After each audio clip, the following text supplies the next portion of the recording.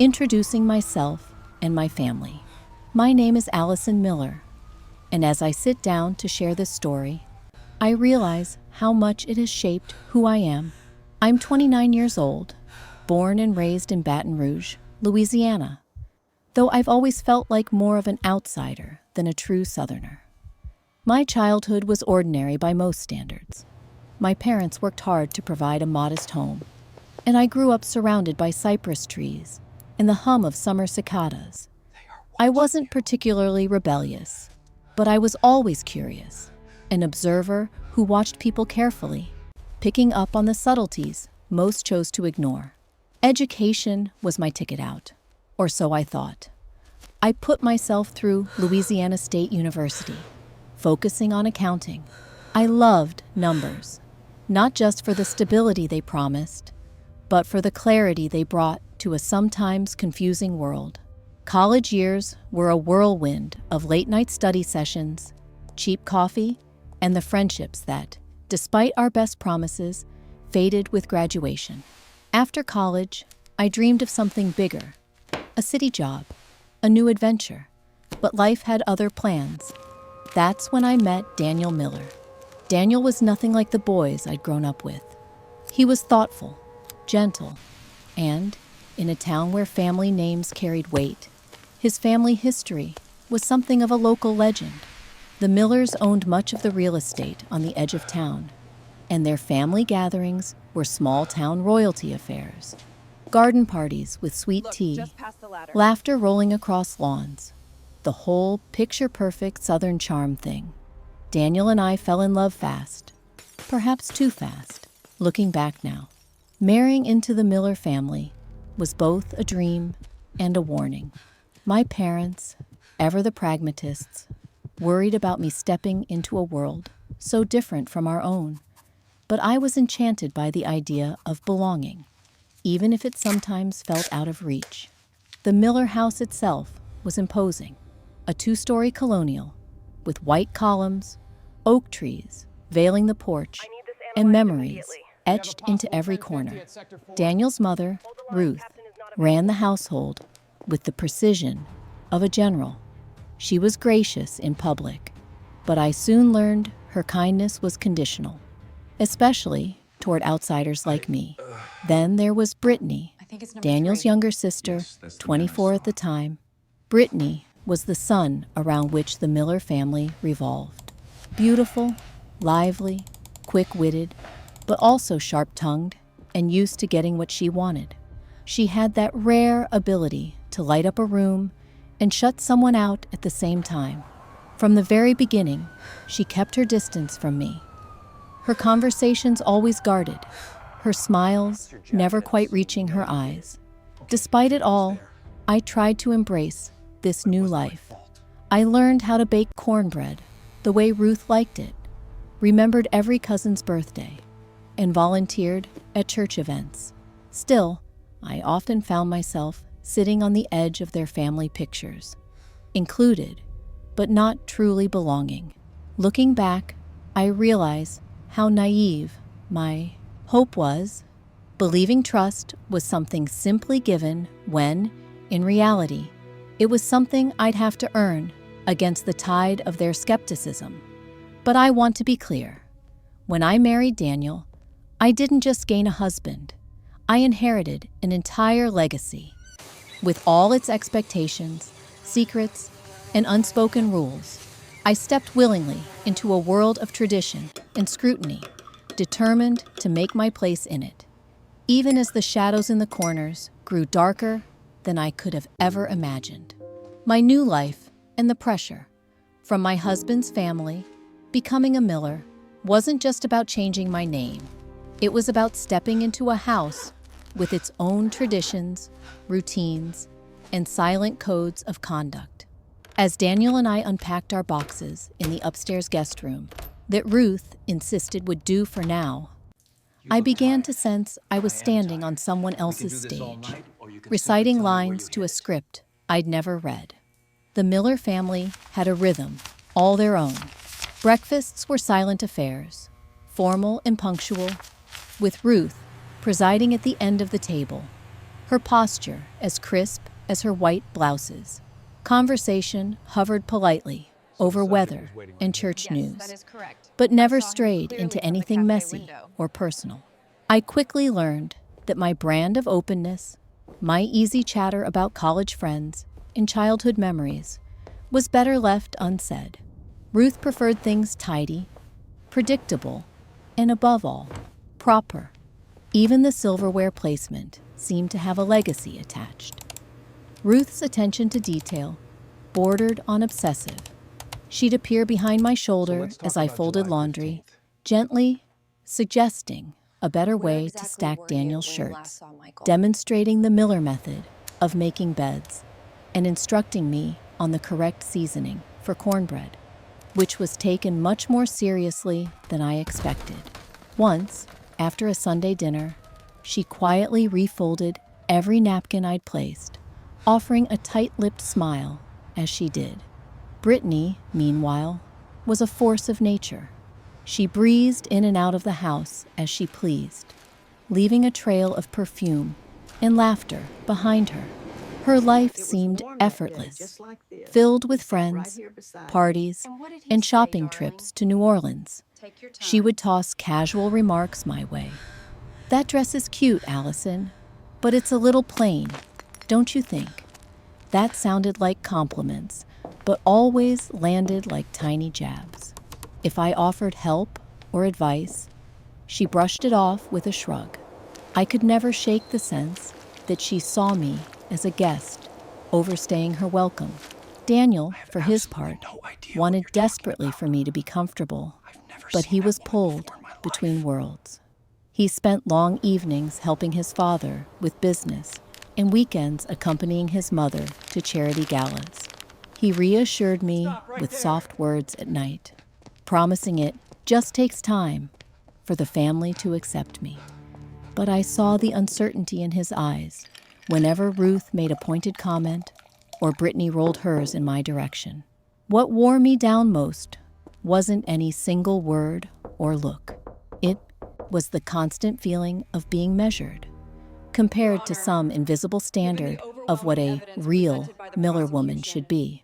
I felt it when Ruth critiqued my cooking, when Brittany hid her laughter behind a manicured hand, and when even Daniel hesitated before speaking up for me. I started to question everything I did. Was this the right way to address Ruth's friends? Did I sound grateful enough at family dinners? Was I dressing up too much, too little? There were moments when I considered leaving, packing my things, and returning to the easy comfort of my parents' home. Yet each day, I steeled myself to try harder, to bake bread that pleased Ruth, to remember every distant cousin's birthday, to volunteer at church alongside women who had known each other all their lives. I told myself that, with enough patience, I could earn my place in this family, that if I just fit myself a little more tightly to their mold, they'd eventually welcome me as one of their own. But deep down, I knew I was holding my breath in someone else's home, waiting for the day I'd finally get to exhale. The accusation, I have never believed that life could pivot in a single moment, that your world can split so cleanly between before and after. Looking back now, I know that's exactly what happened the night the money disappeared. It was late March, just at the edge of spring, when the Louisiana evenings grow long and soft and the air feels thick with promise. Ruth had organized one of her dinners. These affairs were hardly ever just meals, but rather orchestrated performances meant to reinforce the Miller family order. The house was full that night. A few distant cousins, Brittany's wild-eyed friends from New Orleans, even Mr. Crowley, Daniel's father's attorney, had dropped by, his briefcase clamped to his side as if the legal world might tip over without him holding it up. Dinner was a brittle, glittering thing that evening. Laughter came easily, but always in the wrong places. Amid the clinks of silverware and murmurs of old stories, I found myself drifting, as I so often did, to the edges of conversation. The polite observer. At some point, Brittany started retelling a story about her college days, some wild escapade that left everyone guffawing in disbelief. I smiled, but the joke felt as if it spun right past me, like so many things in the Miller house. When dessert was cleared and coffee had made its rounds, people began peeling away by polite degrees, gathering coats and car keys. Daniel and his father lingered in the study over a final drink. Ruth and I handled the dishes, our choreography well rehearsed by now. By the time the house emptied out and the lights dimmed, everything seemed intact, if a bit more fragile than usual, as if the ties that held us together had frayed another millimeter that night. I didn't know, then, how close everything was to unraveling. The next morning started with the familiar chill of southern dawn. I was up early, hoping the quiet would allow me to steel myself for another day of trying to belong. Ruth was already at the breakfast table, unreadable as always, her newspaper folded sharply in her hands. Daniel was running late, searching for misplaced keys and missing cell phones. Brittany swept in last, hair tousled but her eyes bright, humming a tune only she seemed to enjoy. No one noticed anything amiss. Yet, the accusation came later, like a thunderclap out of a clear sky. It was late afternoon, the air thick with humidity in the distant rumble of summer thunder. I was in the laundry room folding towels. There's always so much laundry in that house. When I heard raised voices drifting down the hallway. "Allison, could you come in here, please?" Ruth called, her voice tight and flat as a pressed seam. I entered the living room to find Daniel, Ruth, and Brittany, arranged as if for an inquisition. On the coffee table sat the family safe, its heavy metal door yawning open, and an empty envelope that had, the night prior, been swollen with cash. Daniel's face was pale, Ruth's lips pinched white. Brittany looked, well, a little too composed, arms folded and lips twisted in something like satisfaction. "We need to discuss something very serious," Ruth began, her eyes never quite meeting mine. "A substantial sum of money is missing from the family safe. It was here last night, and this morning it's gone." I blinked, trying to process her words. "What? I don't understand." Brittany jumped in before I could finish, her tone crisp and cold. "It's not that hard, Allison. Money doesn't just vanish." She shot a look at Ruth. "The only people in the house last night were us, and you're the only one who isn't family." "Not really."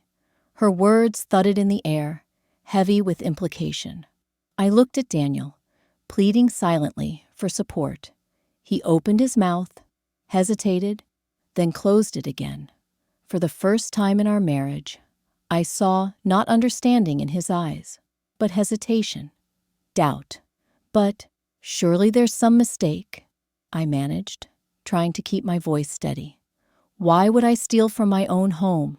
Ruth shook her head, her expression stern. "We're not accusing you, dear, but you can understand why this is concerning. You're the only one who had time alone in the house this morning. We need to resolve this quickly, for everyone's sake."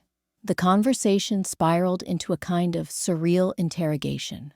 Where had I been at 7 a.m.? Had I touched the safe? Did I recall seeing anyone else near the study? Brittany pressed for details with an intensity that felt almost theatrical. At one point, she said, "Maybe you needed extra money. God knows you don't come from privilege."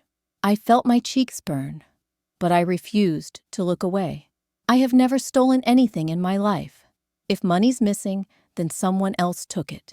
Ruth's response was a long, cold silence. In the hours that followed, suspicion seeped into every corner of the Miller house. Brittany pouted and whispered audibly to Daniel when she thought I couldn't hear. Ruth floated through the rooms with a distant air, touching the safe again and again, as if hoping the money would magically reappear. Even Daniel, my steady Daniel, looked at me as if struggling to solve a riddle. At first, I wanted desperately to fix it all. I tore through drawers, retraced my own steps, replayed the night in my mind. Had I seen anything? Had anyone else wandered away from the party, lingered in the study? But everything blurred together, details slipping away like water through my fingers. I heard Ruth on the phone that night, her voice low and urgent. By breakfast the next morning, the news had metastasized. The Miller's circle closed up like a wounded animal. Neighbors and distant relatives called or dropped by to check in. I watched as once friendly faces, the women from church and Daniel's childhood friends, looked at me with barely concealed suspicion. The house, never truly mine, became almost hostile overnight. Ruth took to locking up the good china and her jewelry, subtle but unmistakable. Brittany became bolder, brushing past me in the halls, her sharp perfume lingering.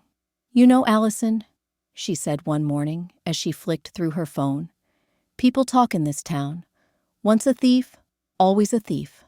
I entered rooms to find conversations halting abruptly.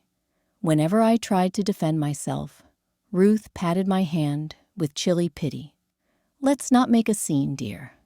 It's all very unfortunate, but these things have to be dealt with."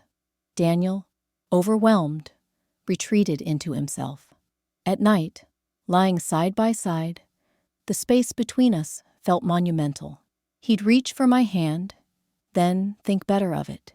Days stretched, each one gnawing away at the pieces of me I'd worked to build in the Miller household. The staff looked at me sideways. Even the family dog seemed to shrink from my touch. I found myself haunting the edges, avoiding the kitchen during meals, slipping outside to walk under the dripping oak trees when the air was too thick with tension. One afternoon, I overheard Brittany having a whispered conversation on the phone. Her tone was smug, whiskered with satisfaction. "Trust me, it's working. Everyone thinks it was her. We won't have to deal with her much longer," she hissed, her voice floating down the hallway into the empty living room. I pressed myself against the wall, blood pounding in my ears. For all the hurt and humiliation, it was then I realized someone wanted me gone, and they were getting exactly what they wanted. The following Sunday, after church, the family gathered in the living room. Ruth made the announcement. For the well-being and peace of mind of all involved, it would be best if I spent some time away until the situation could be resolved. Daniel said nothing as I packed a small bag. Not angry, not loving, just tired. If he fought for me at all, I never heard it. As I stood in the driveway, suitcase in hand, Brittany passed by, tossing a saccharine "best of luck" over her shoulder. Ruth watched from the porch, inscrutable. Daniel hugged me quickly, avoiding my gaze. Outside, the humid Louisiana air was thick with the scent of magnolia and something darker, something like betrayal. I drove away with tears running hot down my face, half blind with humiliation, rage, and an aching grief. It would have been easy, in that moment, to become exactly what they accused me of, bitter and broken, defeated by their judgment. But I wasn't ready to let them decide who I was. What struck me most was not the loss of the Miller house, or even of Daniel. It was the loss of certainty, the realization that the fragile trust I had tried so hard to earn could vanish overnight at the first whiff of scandal. That virtue could be swept aside by convenience when the right person pointed a finger. I didn't sleep much that night. Rage and disbelief churned in my veins. I replayed Brittany's voice in my ear, dripping with triumph. She wanted me gone. But why? Was it just petty jealousy, or was something deeper at play? In the cold light of dawn, sitting on the sagging bed in a motel at the edge of town, I made a silent promise. If nobody in that house believed in my innocence, I would find a way to prove it myself. I owed at least that much to the woman I was before all of this began. I showered, dressed, and steeled myself. I would pick up the pieces of my pride, of my shattered reputation, and start from where they'd left me, at the very bottom. If the Millers thought they could erase me with a single accusation, they didn't know me at all.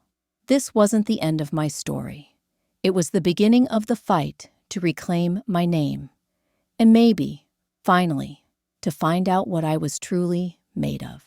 Emotions and the turning point. The first night away from the Miller house was a blur of headlights, rain-speckled windows, and the dull ache in my chest that pulsed with every breath. I drove aimlessly for miles, the town's familiar streets suddenly foreign, as if Baton Rouge itself had turned its back on me.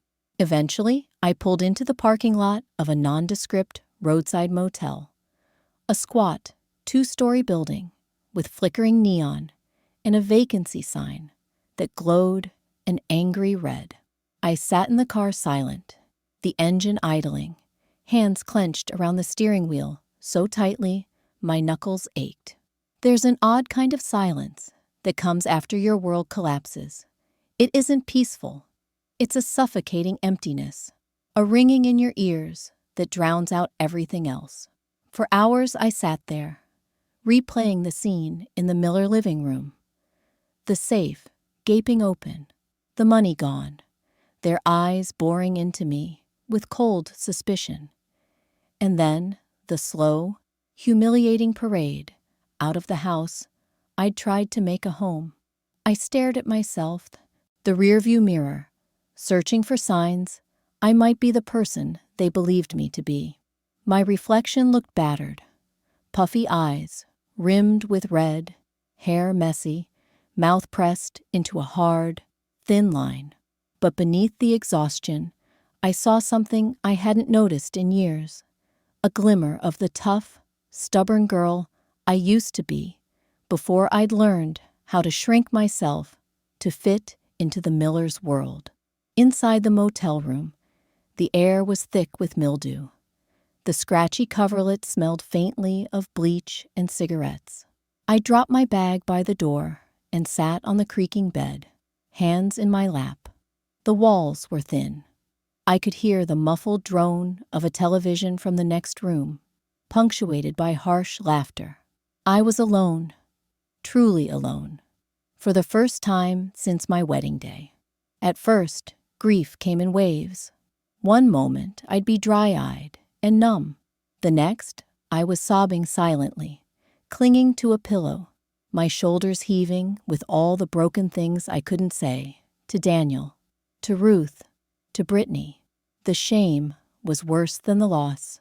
It ate away at me, replaying every awkward moment at the family table. The way Ruth would sigh over my cooking, Brittany's barely concealed sneers, Daniel's gentle reassurances that everything would work itself out. How could I have been so naive? How had I missed the current pulling beneath the surface, the undertow of disapproval and distance? I let myself mourn, not just for the Miller house or my marriage, but for the version of myself who'd believed that hard work and kindness would be enough to win people over. I cried for the whispered jokes at my expense, the way conversation would pause if I entered a room. I grieved for my lost illusions, my battered hope. Anger was slow to come. It crept up at midnight as I lay awake, listening to rain tick against the window. I started thinking back, methodically, furiously, over every interaction, every sidelong glance or cutting remark Brittany lobbed my way. The more I replayed, the clearer the patterns became, the little provocations, the times she'd worked to undermine me in front of Ruth and Daniel, the way she'd planted seeds of doubt. I saw now how carefully it had been orchestrated, how convenient it was that the money disappeared right after another of Ruth's perfectly staged dinners. A dull heat began to pulse inside me. At first, it was just anger at Brittany, her smooth lies, her smug smile, but soon the anger became more complicated, branching to include Ruth, who had always kept me at arm's length, and Daniel, whose silence had cut deepest of all. I remembered how, at the accusation, he had looked at me with searching eyes, as if for the first time he genuinely considered the possibility that I might have betrayed him. The memory stung, sharper than any insult. I needed, to understand why. Why had Brittany targeted me? Was it just jealousy, or something deeper? Did Ruth secretly want me gone and use this as a convenient excuse? Did Daniel ever really believe in me? Or had our entire marriage been a naive fantasy? For a while, the anger threatened to devour me. I imagined marching back into the Miller house, shouting down their accusations, forcing them to see the truth. But that, too, felt hollow, just another empty scene in a play I'd never been allowed to direct. I spent the next days drifting through Baton Rouge in a fog. I avoided familiar places, ducked into for rent signs, scrolled absently through online job postings. My phone chimed occasionally.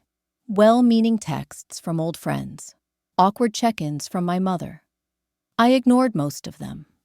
I wasn't ready to explain myself, to face the quiet suggestion that maybe, if so many people believed I'd done it, there must be some part of me to blame. But the city was small, and curiosity is cruel. At the grocery store, I saw Mrs. Haggerty from church, who peered at me over the lemons with tight-lipped pity. At the gas station, a group of teenage boys snickered when one recognized that lady from the Miller house. Shame followed me like a shadow, heavy and inescapable. The low point came 3 days after I left the Millers. I'd wandered into an old coffee shop near the river, more out of habit than hunger. I sipped burnt espresso and watched the rain fall sideways against the pane. Outside, my world felt gray and empty. In that moment, despair almost won. I scribbled a list in the margins of a used notebook. Go home. Start over. Forget. But even as I stared at the words, something inside me rebelled. If I ran away, if I let them erase me, I would spend the rest of my life defined by their judgment and lies. My turning point wasn't dramatic. It was a quiet, shivering thing. The realization that if nobody else would fight for me, I'd have to fight for myself. I could make a home anywhere, rebuild a career, start fresh in another city if I wanted, but I couldn't live with the self-hatred that would come from surrendering, from letting Brittany and Ruth rewrite my story as the villain. My dignity was all I had left. I realized then that the only way forward was through the truth. No one would hand it to me, and certainly no one in the Miller house would help me find it. If I ever wanted to clear my name, I would have to start digging on my own, turning over every memory, every chance conversation, until the real thief finally slipped up. That night, back in my motel room, I made a list, not of places to run, but of every detail I could remember from that last family dinner. Who was near the study? Who disappeared during dessert? Did anyone act nervous? Distracted? What had Brittany been so hurried about when she took that phone call in the kitchen? I wrote down every scrap of memory, determined not to overlook even the smallest thing. My mind, dulled for days by sadness and anger, began to sharpen. I started to see connections I'd missed. The way Brittany's moods had swung violently in the days before the money went missing. The quick, furtive glances between her and one of her friends from New Orleans. I remembered an offhand comment Daniel had made about his sister's mounting credit card bills.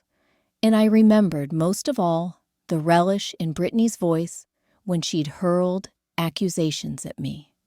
How she'd seemed poised, almost rehearsed. Armed with mounting determination, I set about reclaiming parts of myself.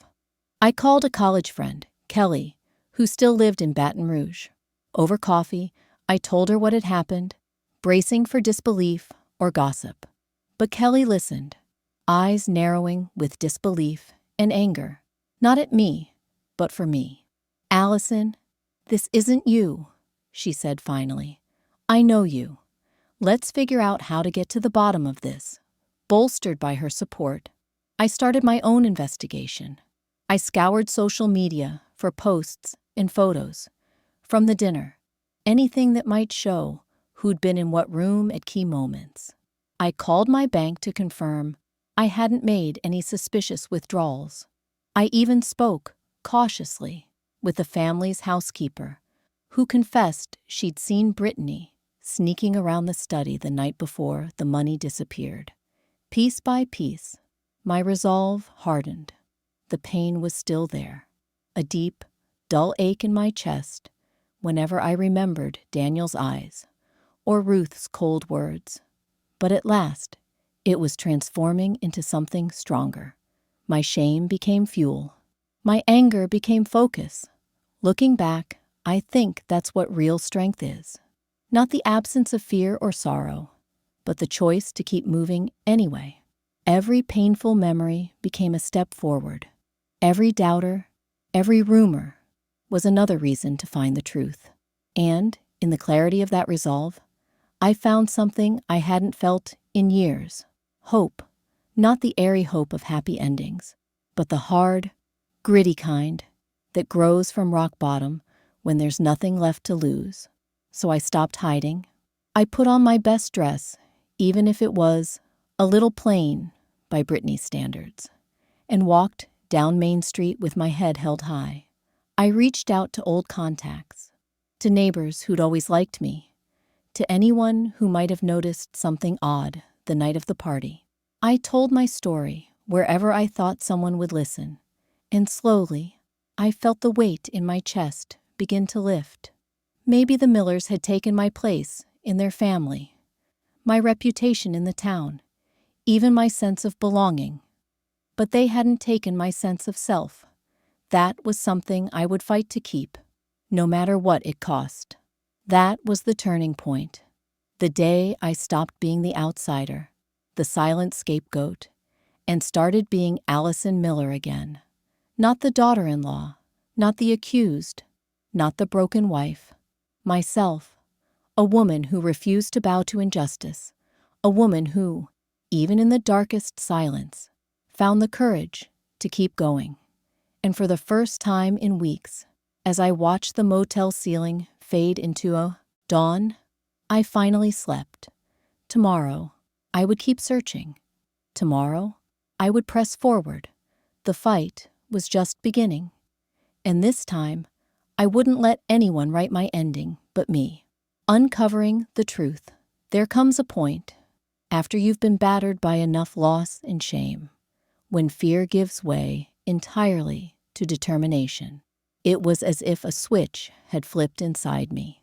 With each new dawn slanting through the blurry motel window, I felt a little less like a victim, and a little more like someone with a mission.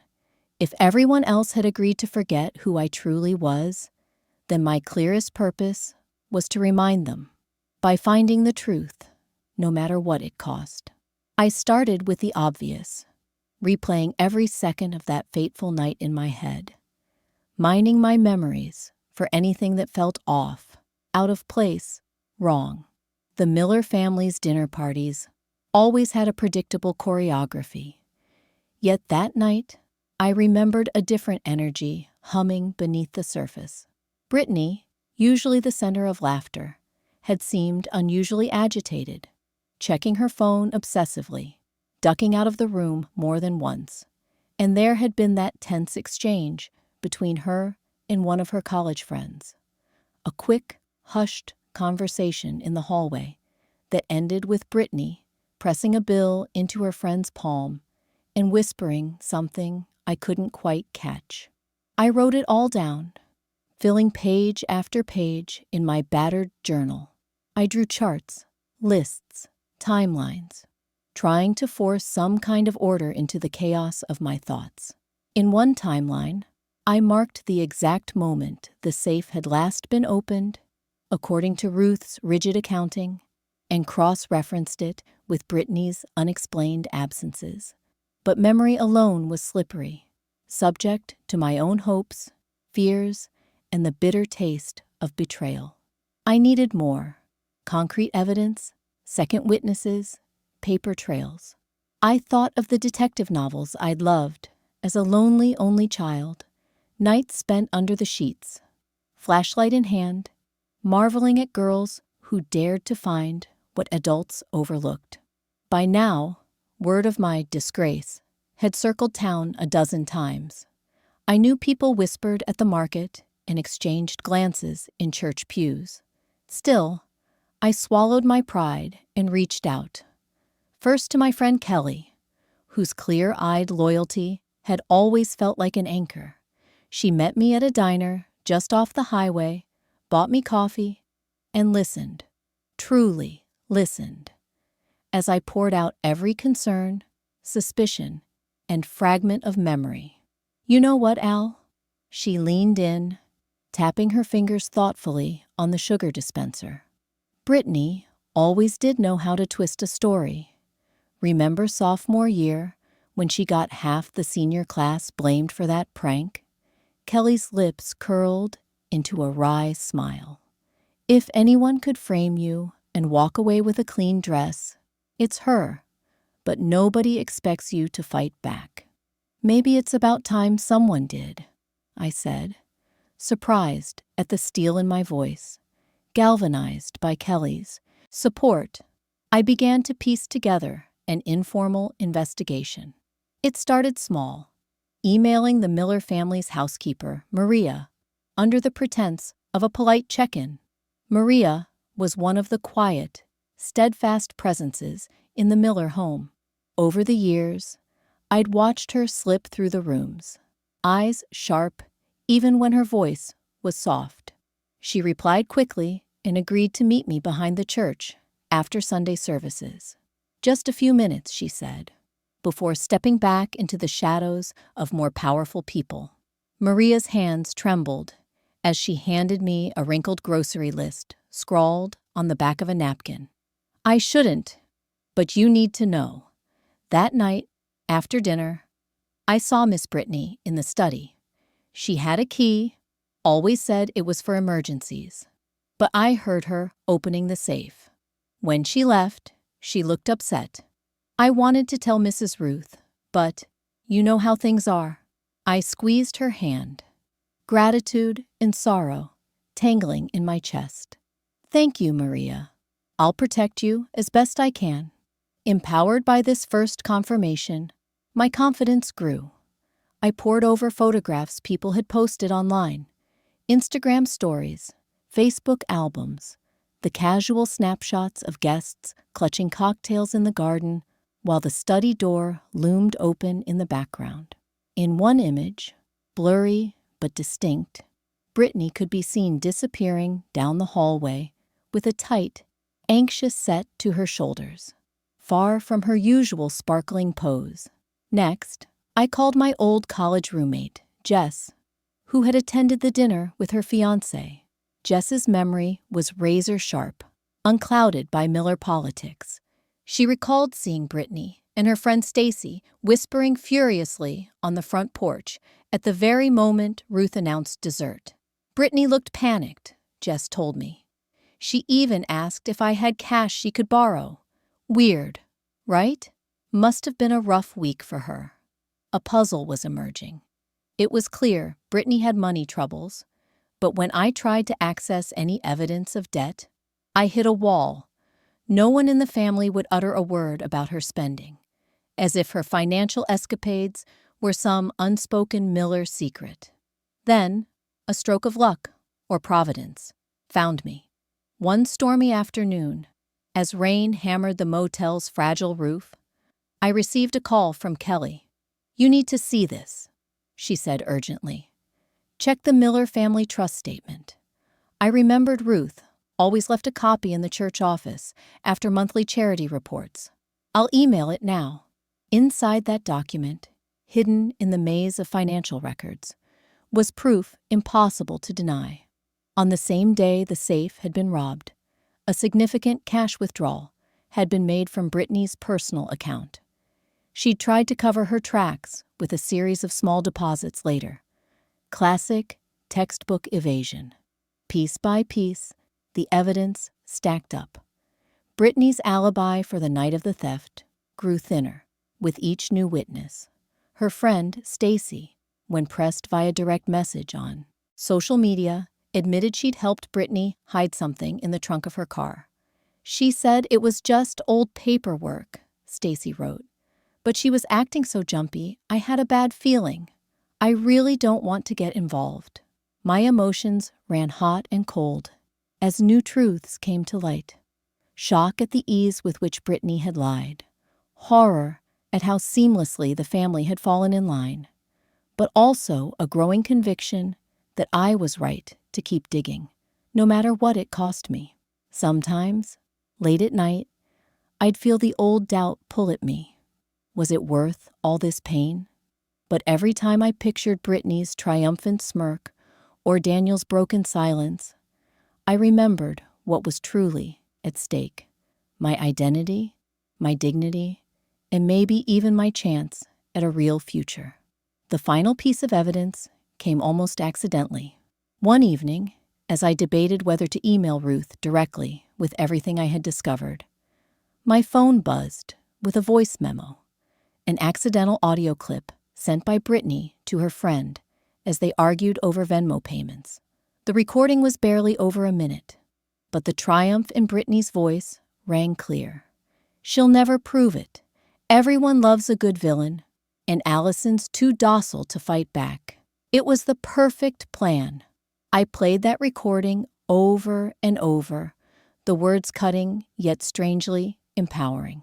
For the first time since my exile, I felt something close to peace. The pieces had fallen into place. No longer just circumstantial, but factual, personal, undeniable.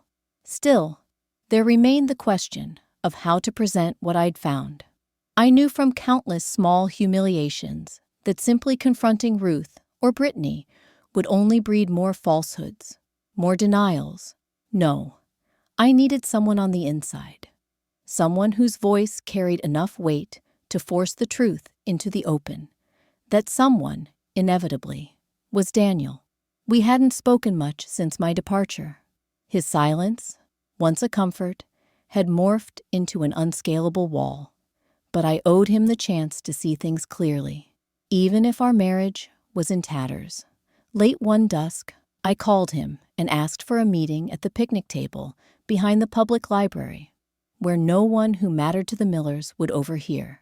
He arrived, wary, thinner than I remembered, his brow lined deeply. For a moment, I faltered, wanting to run from the vulnerability of the past weeks back into my old armor. But I owed both of us the truth. "Daniel," I said quietly, "I know things are messy. I know what your family thinks of me. But I need you to listen. I need you to see what I've found." I walked him through the evidence: Maria's confession, Jess's memory, the trust statement, the photos, Brittany's own voice. With each new fact, his skepticism began to crack. As I played Brittany's voice memo, his hand began to tremble. "How could she?" he muttered, more to himself than to me. "All this time," I thought. "I should have known. People see what they want to see," I said softly. "But I can't let your family, or this town, destroy me because Brittany was clever enough to spin a lie." We sat in silence, the hum of midsummer crickets filling the spaces where our love used to dwell. Daniel's grief was as raw as mine, but as he finally nodded and agreed to confront Ruth and Brittany together, I realized another truth. This journey had changed me. I was never going to be the naive outsider again. The following day, armed with every bit of evidence, Daniel and I returned to the Miller house. Ruth was in the kitchen, briskly icing a lemon sheet cake, as if nothing in the world could trouble her perfect order. Brittany lounged by the window, scrolling her phone, boredom etched into her pretty face. I laid out the documents, played the recording, recounted Maria's story and Stacy's message, each word chiseling at the Miller family's wall of denial. At first, Ruth refused to listen, but Daniel's presence beside me gave my words weight, his own questions adding to the pressure. The moment Brittany realized her secret was out, her bravado collapsed. What began as scoffing turned to tears, the brittle arrogance breaking as she admitted it all in one panicked rush. As she sobbed and Ruth's face fell, a strange calm washed over me. My fight had never really been about revenge. It was always about coming home to myself, about finding my voice in a chorus of people who would have silenced it, about reclaiming my dignity piece by piece in the face of their betrayal. The truth, I realized, had set me free long before I walked into that house again. It had made me resilient, resourceful, unafraid to confront whatever darkness might come next.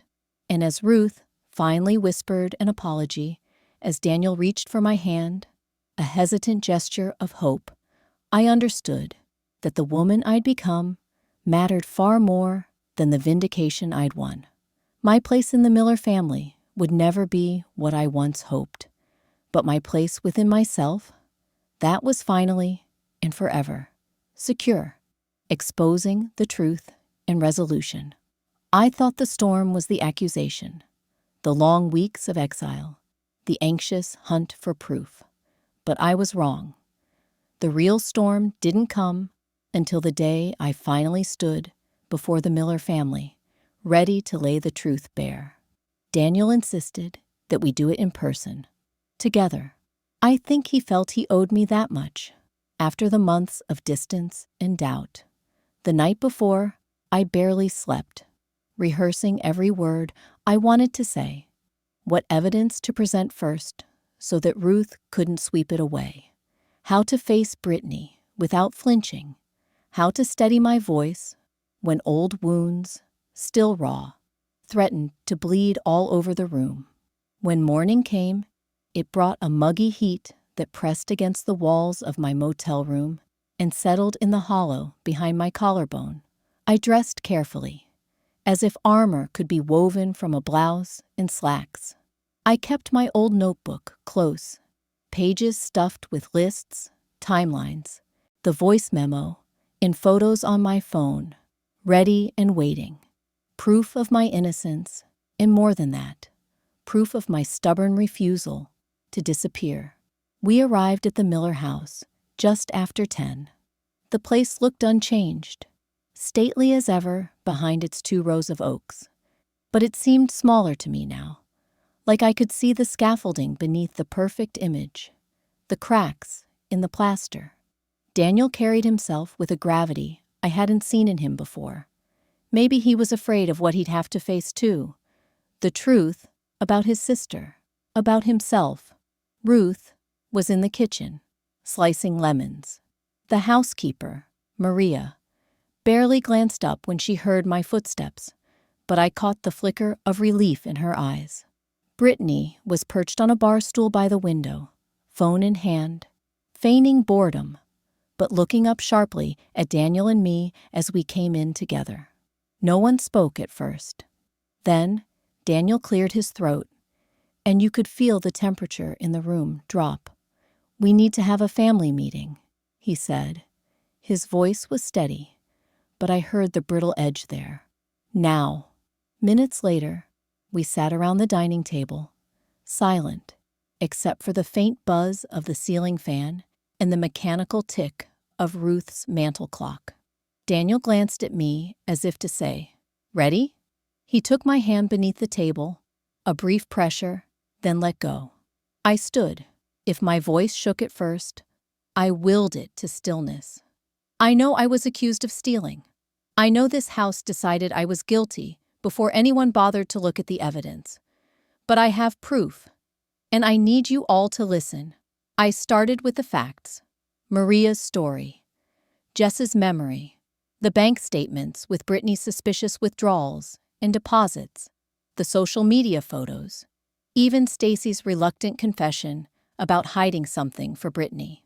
Every detail was presented, not with malice, but with clarity born of months of pain.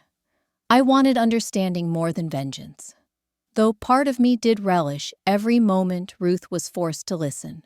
Finally, I played the voice memo. Brittany's own words, bright with satisfaction, filled the elegantly furnished room. She'll never prove it. Everyone loves a good villain, and Allison's too docile to fight back. It was the perfect plan. Silence. For a long, breathless moment, no one moved. Then, everything happened at once. Ruth let out a strangled gasp. Maria dropped a glass in the kitchen, and Brittany's mask of composure crumbled. She tried to bluster at first, denying, sobbing, blaming the pressure, the loneliness, the weight of expectations. But every lie unraveled. The details were too precise, the witnesses undeniable. It was like watching a dam burst. All at once, years of secrets and resentments came spilling out in confession and accusation. Daniel was the first to recover. "Why, Brittany?" His voice was soft, almost broken. "Why would you put the blame on someone you knew didn't do it?" She stared at the table, cheeks blotched red, makeup streaking. "Because you all let her in!" She spat the words. "You let her come in and take everything. Mom, you kept telling me to be more like her. She's from nothing. And you all—" Her voice cracked. "I was drowning. I needed the money. I needed to prove you'd always pick your own." There was no satisfaction in watching her fall apart. Only the hollow ache of everything this had cost us all. My trust, Daniel's faith, Ruth's pride, even Brittany's self-control. Ruth, for once, was speechless. When she finally spoke, her voice was paper-thin. "Allison, I am deeply sorry. I let suspicion and pride blind me. I let my own daughter manipulate my fears and use them against you." She started to weep then, and there was no coldness or haughty distance in the lines of her face. Only genuine regret. Daniel reached for me again. This time, I took his hand. His thumb rubbed across my knuckles, apology folded into the smallest gesture. Years of unspoken words crammed into a single touch. "I can't make up for doubting you," he said softly. "But I want to try, if you'll let me." I looked at him, at Ruth, at Brittany's shattered form, and felt the enormity of what had just occurred. It should have felt triumphant. Instead, what I felt was calmer, almost bittersweet. I'd vindicated myself, yes, but more than that, I'd broken the spell this family, this whole town, had cast over me. I would never again measure my worth by other people's approval. The fallout was immediate. Ruth called an emergency meeting with the family attorney and arranged for Brittany to begin both debt counseling and therapy. Word spread quickly throughout Baton Rouge, first as a whisper, then a torrent. The same people who'd seen me as a villain now wanted to apologize, to bring cookies, to invite me for coffee. I accepted the gestures politely, but held them at arm's length. I'd learned the hard way how fickle small-town forgiveness could be. As for Ruth, she threw herself into repair, both with me and with her own children. Days after the confrontation, she invited me, only me, into her parlor. There were no speeches, just the two of us sitting quietly. a pot of strong tea on the side table. She pressed her hand in mine and whispered, "You never needed our approval, Allison. I see that now, but I hope you'll accept my respect." That, from Ruth Miller, was monumental. It meant more than any grand public apology. Brittany disappeared from Baton Rouge for a time, checked into a program miles away. She sent me a letter, 3 pages of messy handwriting, part confession, part plea for understanding. She wrote, "I'm scared, Allison, not just of what I did, but of who I am. I hope one day you'll find it in yourself to forgive me." I haven't written back, but maybe I will someday. Maybe forgiveness, like healing, comes slowly, and only once the wound has been properly cleansed. Daniel and I tried, tentatively, to rebuild what had been broken. It wasn't easy. The trust that was shattered between us couldn't be patched up with a single act of truth. We spent long, awkward evenings talking about our blind spots, the subtle ways old patterns of class and loyalty had gotten between us. There were apologies, but also boundaries. I made it clear that I couldn't belong to a family or a marriage that expected me to shrink myself to fit their myths. To his credit, Daniel respected that. He supported my decision not to move back into the Miller home, at least not immediately. I needed space, my own space, to rediscover who I was, apart from their shadows. The days and weeks after the revelation were strange and liminal. I felt like I was both living again for the first time and also haunted by the echo of an old self. I threw myself into work, volunteering at a local women's shelter and taking on a new job at an accounting firm. The puzzles of numbers comforted me with their logic, a reminder that some things in life could still be made sense of, even if people could not. Some evenings, I'd walk along the river, letting the steady pulse of water wash away the tension that lingered in my bones.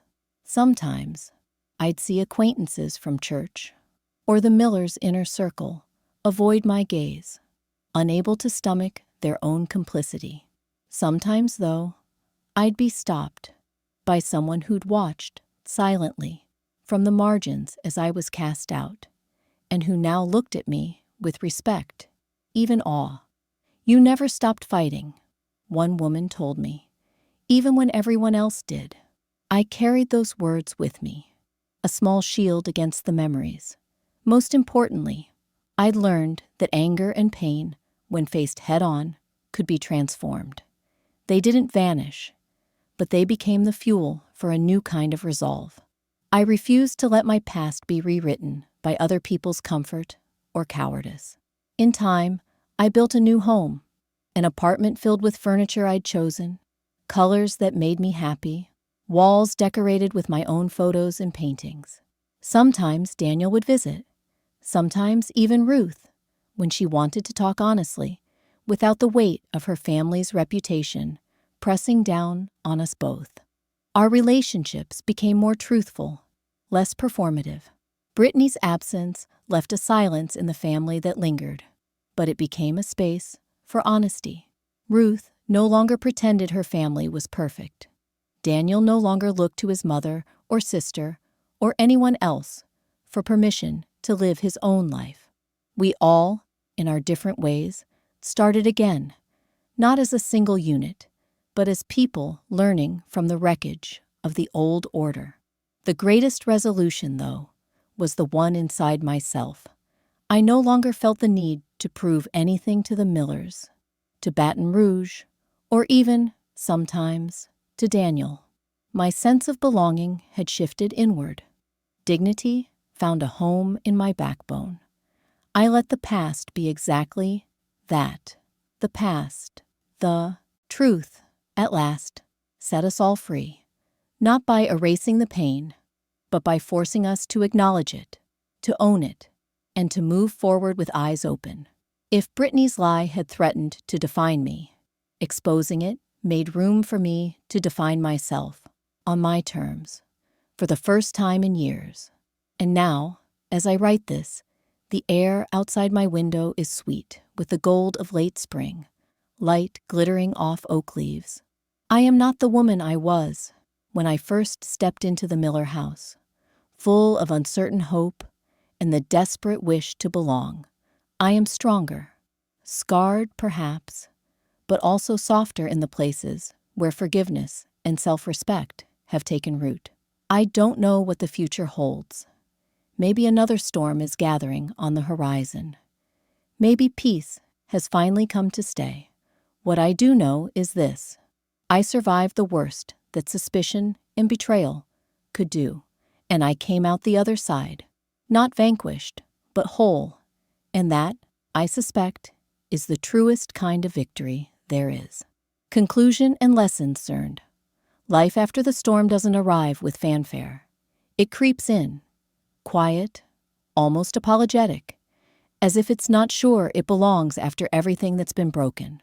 For me, the months after exposing Brittany's lie and wrestling free from the gravitational pull of the Miller family marked the real beginning of something new. I wish I could say my victory brought simple happiness. That vindication wrapped itself around me like a warm blanket, erasing hurt and mistrust in a single sweep. The truth, as I found, is both gentler and more complicated. I remained in that small, sunlit apartment for months after the confrontation. I remember, with some surprise, how comfortable that space became. A patchwork of thrift store chairs, stacks of library books, windowsill herbs in chipped mugs. There were days when loneliness dogged my every step, when echoes of Ruth's clipped phrases or Brittany's tossed barbs roared in the back of my mind. But gradually, the chaos inside me settled into something steadier. Reweaving the threads of self, I filled my days with work and small, tangible tasks. I organized files and caught small accounting mistakes in my new job, the clean correctness of numbers soothing me when nothing else would. I started going for slow runs along the levee, letting the sounds of the city, car horns, a toddler's shriek, distant river barges, become proof that my story could continue outside the Miller house. I volunteered twice a week at Baton Rouge's women's shelter, finding comfort in helping others untangle the knots of their own hard circumstances. Sometimes, when the ache returned suddenly, like when I caught a whiff of lemon and remembered Ruth's iced cakes, or heard gospel music floating through a Sunday window, I let myself grieve for what was lost, for the hope I had when I married Daniel, for the version of family I once believed possible, for the easy belief that goodness alone would secure love and trust. But more often, my grief turned constructive. I channeled it into sharp, bright resolve. Each time I went back into the world, even just to buy groceries or walk into church with my head high, I was reclaiming a little more ground.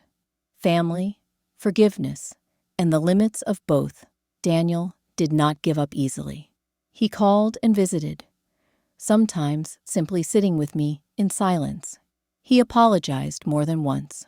Awkward, honest words that a younger me might have lapped up without caution. But I could not return easily. We went slow, learning each other again, not as married people in a shared house, but as two changed adults. The question between us was never just about love. It was about trust, about whether we could be partners who stood for each other when it was hardest. Ruth, too, tried to repair what she could. Her apologies felt heavy, with the weight of a life spent hiding behind manners and tradition. She sent handwritten notes, stilted at first, then looser as months passed. She invited me to lunch twice, humbly, with no expectation I would say yes. I went eventually, guarded but curious, and was surprised to find that beneath her crisp exterior, There was real sadness. I judged you against a rule book I never wrote, she confessed. But you taught me how dangerous it is to weigh others by that measure. I could see her struggle to meet my eyes. Something in that confession lifted a splinter from my chest. As for Brittany, she was gone for a long while. I heard, through Daniel, that she spent several months in a rehab and counseling program out of state. When a letter finally arrived from her in shaky script, I hesitated to open it. Her words tumbled across the pages, full of guilt and pleading and a kind of raw hope. I don't expect forgiveness, she wrote, but I need you to know I'm trying to be someone different. I hope you feel free now. I can't say forgiveness bloomed at once, but in her shame and sincerity, I saw a mirror of my own past, how easy it is for pain to turn to cruelty, or for fear to silence our better selves. For whatever part of her vindictiveness was born of the same desperate wish to belong, I found a measure of grace, belonging, redefined. The question of belonging haunted me for so long. I'd built my early life around seeking a place, as an outsider in my own hometown, then as a hopeful bride in that grand, cold Miller house, and finally as a shadow cast out. For a long time, even after Brittany's confession, I waited for someone else's approval to make me whole. But it didn't come that way, and maybe it never should have. What I finally understood is that belonging is not something others can bestow or withhold, not in any lasting, fundamental way. True belonging is an act of self-recognition, a soft but stubborn rooting down of your own spirit wherever you happen to find yourself. It's what allowed me to answer church gossip with dignity, to build a home from scratch, to forgive myself as much as anyone else for mistakes and naivete. My circle became smaller, but more fiercely real. Kelly stayed close, her fierce loyalty a lantern through dark weeks. So did a handful of new friends from the shelter and work, ordinary women with extraordinary reserves of kindness. I stopped trying to elbow my way into closed circles and let new relationships form on their own terms. And in time, acquaintances who had looked away in my lowest season returned with honest apologies. I didn't need their remorse to heal, but it helped in small, unexpected ways. Lessons in voice and value. Perhaps the greatest lesson I took from that chapter was the power and burden of my own voice. For years, I'd tried to adapt, to survive by blending in, keeping quiet, anticipating the needs and rules of everyone but myself. I wanted peace, but peace at the cost of self was only a slow kind of suffocation. It was only when I spoke up, first weakly, then louder and sharper, that the truth began to surface. Not a perfect, all-at-once rescue, but a hard-won deliverance. Now, I value silence differently, not the silence of fear or submission, but the silence I keep for reflection, for measuring my words, and knowing when to speak and when to simply listen. I learned that sometimes dignity looks like biting back the urge to justify yourself when others have already made their judgments, and sometimes it means standing unwavering, refusing to carry shame that doesn't belong to you. I discovered that I had become resilient, not in spite of what the Miller family put me through, but because I survived it without letting it warp the softer parts of me. Where bitterness could have taken root, I tried, imperfectly and not every day, to let self-respect and empathy grow instead. The world beyond the Miller house. Sometimes the past would return like a gust. At a local barbecue, when people lowered their voices as I passed, or in the hesitant way Ruth waved at me across the sanctuary. But with each confrontation, awkward or earnest, I was reminded of how far I'd come. Daniel and I, ultimately, grew into different people than who we'd been at the wedding altar. There was affection left, even love, a frayed but durable thread. But we both understood the marriage, as it was, could not return. We made peace with that. We promised to be gentle with our history, to speak kindly of each other to others. I kept his number in my phone, and he sent flowers on my birthday.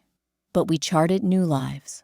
His mother visits me still, sometimes for tea, sometimes just to sit and talk about how time can strip us of old illusions and force us to grow. As for Brittany, I have not seen her in person since my name was cleared. But I sent a brief response to her letter, a careful, honest note. Healing takes time for all of us, I wrote. Thank you for your honesty. I hope you find peace as well. I didn't need her friendship, just closure, looking forward. It would be a lie to say my life found fairy tale resolution. I still faced difficulties. Promotions I was passed over for by skeptical bosses, awkward social events, cold shoulders, and mean-spirited whispers that lingered long after the scandal faded. But I discovered a freedom I'd never known.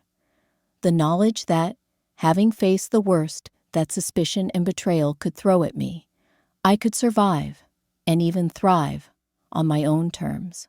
I allowed myself, finally, to dream again. Cautiously at first, then boldly. I enrolled in night courses to become a CPA. I started painting again, filling the walls of my home with bright, defiant colors. I made myself a promise. I would never again make myself small to fit the stories others wanted to write about me. I suppose, in the end, the lesson is not that justice will always prevail, or the trust once broken can always be rebuilt. It is that self-worth is ultimately a private reckoning, one that can withstand the tides of gossip and the bruises of betrayal. That sometimes the most radical thing you can do is keep moving, keep speaking, keep insisting on your place in the world, even when all the evidence suggests you don't belong. The final quiet now, as I sit by my window in the golden light of early spring, watching leaves shimmer and women on their evening walks, I feel an ease in my bones I used to envy in others. I have made peace with the past, for the most part.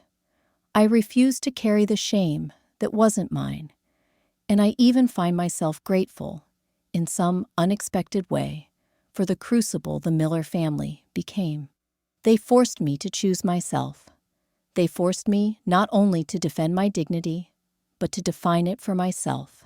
If you've read this far, maybe you too know what it is to lose the place you thought you belonged, to see your reputation dissolve under someone else's words, to wonder if home can ever be home again.